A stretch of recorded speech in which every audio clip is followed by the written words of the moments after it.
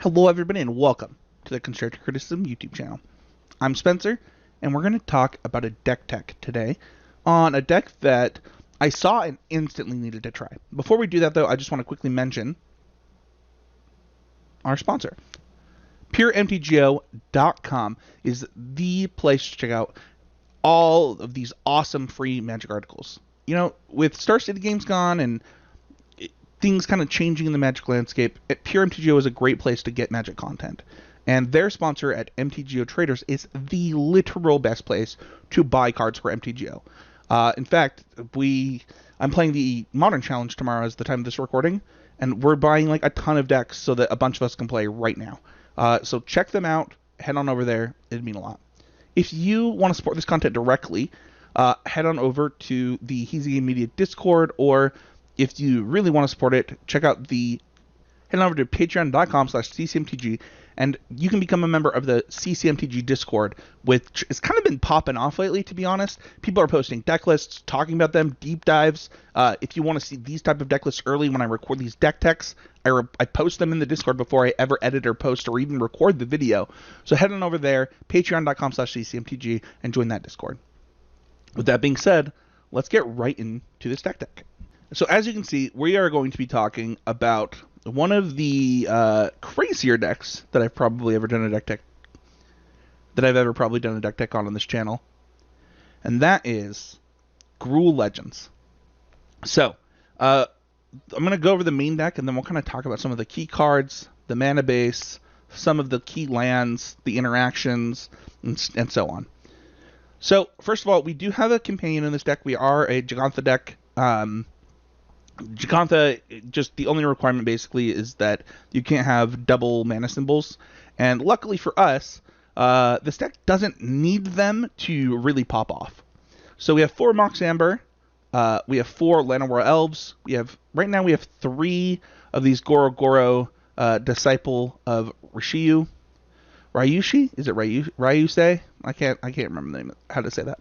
We have 2 Relita Wanted Cutthroat, 4 Bard class, 3 Gallia of the Endless Dance, 3 Targnar Demon Fang Null, 4 Domri Anarchobolas, 4 Grumgully the Generous, 2 Clothis, 1 Arlen Pax Hope, 1 Domri Chaosbringer, 2 Halana, and Elena partners. Man, I'm struggling on this one. We have 1 Den of the Bugbear, 1 Mountain, 3 Sokazan, 4 Boseiju, 1 Forest, 1 Lair of the Hydra, 4 Gruul Pathways, 4 Rockvale Vales, and 4 Stomping Grounds. So that's just the main deck. I grabbed this list from Twitter and have been working on it for about a week now, and the first thing that I really noticed is that I really wish that I had Llanowar Elves. So that was the first change that I made. In fact, if you'll notice, Llanowar Elves is the only creature that's not legendary in the deck, and the truth is like, you're playing so many 3-drops in this deck. And honestly, like, you're playing just so many, you really want to build an advantage really quickly in this deck. And so because of that, I felt like Llanowar Elves was really necessary for the deck, and we made some concessions to make that happen. So while it's not a key card, it is probably the biggest difference thing you might see from some of the lists that you might see floating around on Twitter or, just on the ladder. I do think that there are some pretty big key cards in the deck, and I want to talk about them. And the first one is Bard class. Man, this deck pops off with Bard class. So, for those who don't know, Bard class, make sure spells on a 2nd level, legendary spells, cost a green and a red less. And so, for a lot of this deck, whether it's Targnar or Gallia, those cost 0 mana once you hit Bard class 2nd level. All of your 3-drops actually only cost 1 mana in Clothis, Grumgully, and Domri. And for Domri, it really means Domri costs 0, right? Because he can just make a mana when he comes in if that's what you want to do. And then obviously all of your 4-drops only cost 2 mana once that happens. It really lets you pop off. And once you get to the 3rd level, where you're exiling 2 cards of your library and then can play them, you're able to often just chain through your whole deck. So I would say that Bard class is the most important card in this whole deck. like number one. The second most important card in the deck for me has really been uh, kind of the Planeswalker package, whether it's Domri. I recently have been trying Arlen. I don't know if she's correct over the other Domri, but the Domris have been really insane. If you have a Grumgully in play, by the way, well, I guess we'll get into that later, but you do this. Your only removal in this deck is actually Domri. Fighting stuff. You don't actually have other removal in the main deck, something that I did find to be a problem that I adjusted the sideboard for. But Domri, both these Domris making mana actually allow you to activate Bard class more often because, you know, if we look at the overall deck, you're only playing 23 lands plus the Mox Ambers and Elves. So while you have a lot of mana sources, it's not like Bard class makes it cheaper to activate Bard class. So often, you know, the mana really helps you so that you can get to those turns where you can pop off. The other thing that I would say about the Planeswalker package is it gives you kind of this staying power until you get to activate your Bard class or you know, until you kind of get to move forward with stuff. So I would say the Planeswalkers are kind of key there. The other thing that I would say is kind of a key card in this deck, if I were to give it a third one, is kind of the red 2-drops overall. Whether it's Gorogoro or Rahilda, I think that like getting on the board with a creature with it like a 2/2 early has been really good in this deck. And Rahilda, and both of them kind of do big things for the deck. Like this gets you card advantage, holds the ground down really well in Rahilda, and this like puts a lot of pressure on your opponent because of the haste ability. And then eventually, it's not even that hard to see a situation where you're making 5/5s, and I've gotten to make 5/5s a lot with this card. And the reason for that is because you have a lot of cards that give counters. Like Bard class gives counters, Grimgully gives counters, Tomari gives counters, Halana gives counters. It's pretty easy for your stuff to start getting bigger pretty quickly.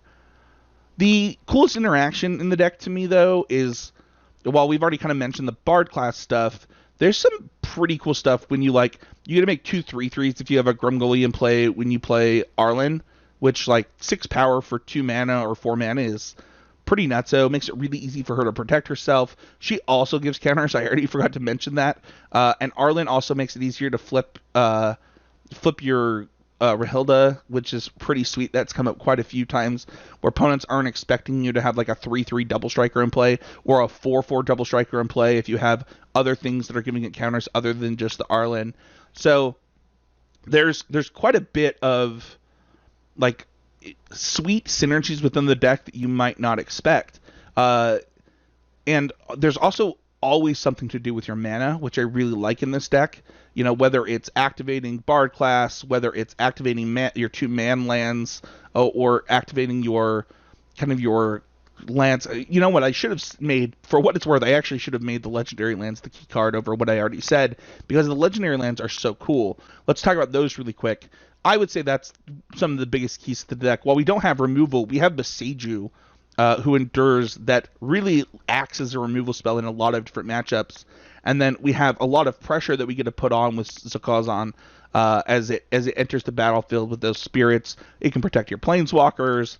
It can create a double block situation that's favorable for you. There's a lot that goes on there with those 2/2s, and they also cost way less because you have so many legendary creatures in your deck. Let's go over the sideboard really quickly. We do have a Giganta, 3 Tamiyo Safekeeping, 2 Soulguide Lanterns, 2 Kadoma, the West Tree, 2 Burning Hands, 2 Fry, 1 more Clothis, and 2 a Crone War.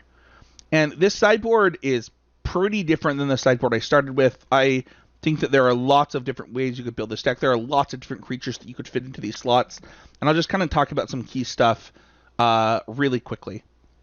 So I think the Kadama Tree of the West is basically for other creature decks where you're trying to get in and they're holding down the ground. Giving, like I said before, you get a lot of modified creatures, so giving your creatures trample is really important for that. Burning Hands and Fry are kind of these versatile cards where you're trying to kill large creatures or small creatures, kind of depending on the matchup, and kind of becoming a control deck rather than an aggro deck. As cool as it is that you get to kind of pop off sometimes, I do think that this deck needs to play the control role sometimes, or be able to deal with kind of tougher permanents to get through, and those cards both offer that for you. Klothys is a card that I think is just one of the best cards in the format. You're going to know when to board it in. You're going to have a lot of opportunities, and I do think that you need quite a bit of graveyard interaction right now, and I actually had to cut some for this deck, so that was pretty important to me that it stayed in there. The Crone War is pretty self-explanatory. It's another thing that can let you deal with large creatures or small battlefields, kind of like the Kodama, to really pull ahead and really take over the game. So the sideboard has a lot of versatile cards, you'll notice, and that's because you're going to shave a lot in this deck, whether it's taking out a Gala or all the Galas, depending on the matchup. You're going to shave on these legendary creatures that you don't really need 4 of at the time, or 3 of at the time, to kind of get fit in your sideboard cards that you care about. And that's really important to know kind of going into stuff.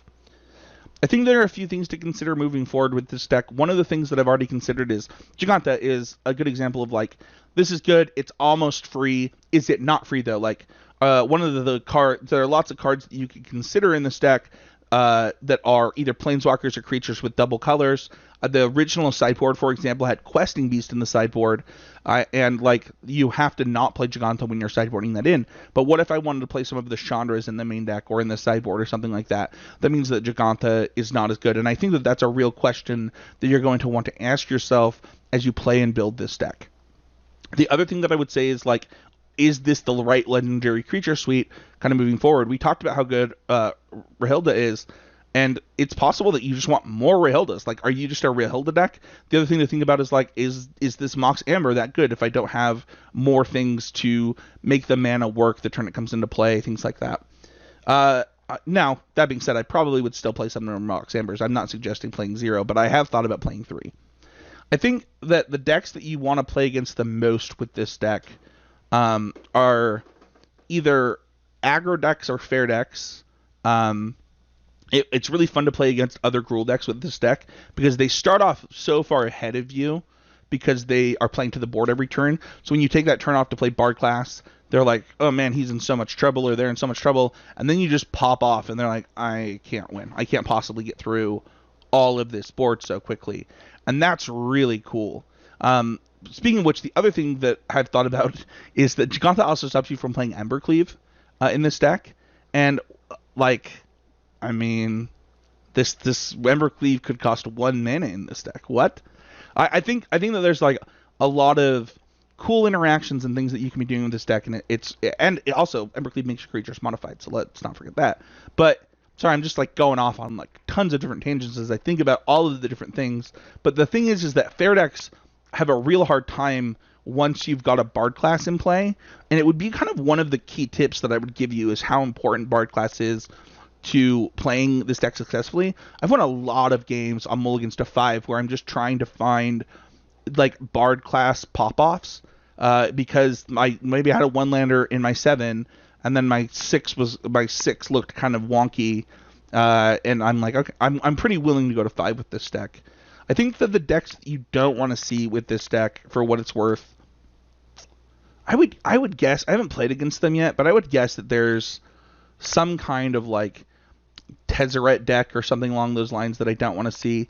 The thing is that we're going to learn a lot this week, and as the time of the recording, for example, the Pro Tour is actually going on right now, or I guess it's called the Set Championship right now. And I think that like there's a lot that we might be able to learn or glean from kind of what that's going to look like from, I don't know, different perspectives of the format, how the format shakes out. So, for example, Alchemy, while we're not talking about that, the number 1 play deck at that was Mono White. And I don't think that almost anybody expected that going into this weekend. So what does that mean for the format overall? What does that mean for Historic when we look at kind of how the format can shake out? You know, I talked about like decks you want to play against. I think that looking at the format, you know, I'm pretty sure Azorius Control came in at the second most played deck. Is it Phoenix came in at the first?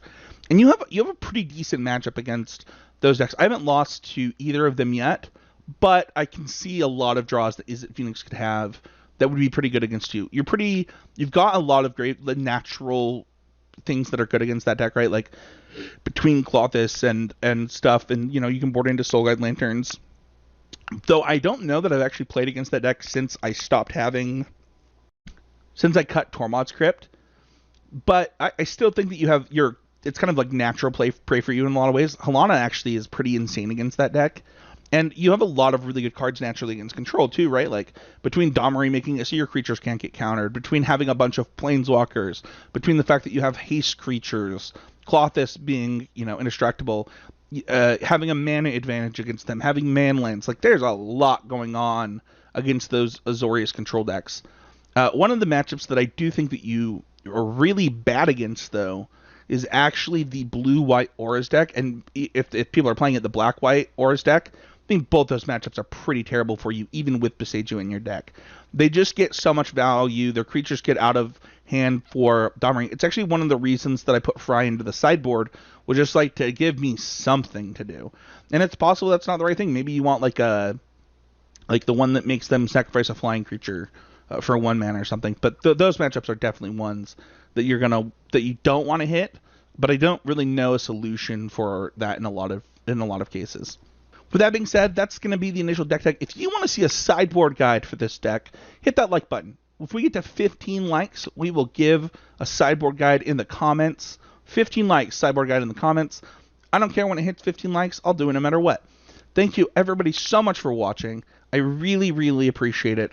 I hope that you try out the deck. I think it's pretty awesome, and I hope to see you guys next time as we continue to record deck techs on this channel. It's something that I've been meaning to get back to this year, and I know it's March, but it was my goal to bring these back and be doing them. I've been really, really busy, and I still tried to make time to do it this week. So I'll see next time. I plan on doing a deck tech in another format, so stay tuned, check that out, and don't forget to check out the rest of the channel. If you're watching here on the YouTube channel, you won't see it, but the C17 network is popping off still. We've got Common Knowledge, we've got Constructive Criticism, we've got Mythic Cast every other week, we've got Sam Black's Drafting Archetypes every week. So thank you so much for watching, and I'll see you guys next time with another deck tech.